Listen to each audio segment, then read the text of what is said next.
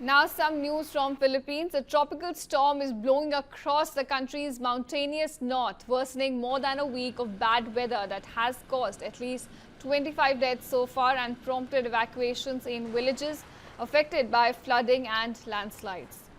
Now viewers, the storm was Typhoon Kome when it made landfall Thursday night in the town of Egno, with the maximum sustained winds of about 120 kilometers per hour and gusts of up to 165 kilometers per hour. It was weakening as it advanced northeastward and had sustained winds of up to 100 kilometers per hour.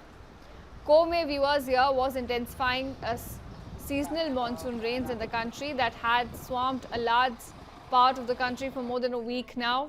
In fact, disaster response officials have received reports of at least 25 deaths since just last weekend, and all of these mostly due to flash floods, toppled trees, landslides and also electrocution in some cases.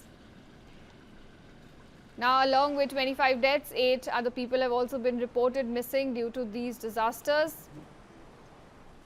However, there were no immediate reports of deaths or injuries directly caused by Kome, locally also known as Emong, the fifth weather disturbance to hit Philippine season since the rainy season began.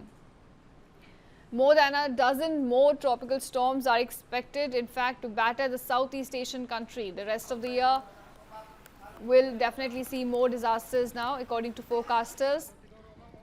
The government also shut down schools in metropolitan Manila for the third day and suspended classes in about 35 provinces in the main northern region of Luzon.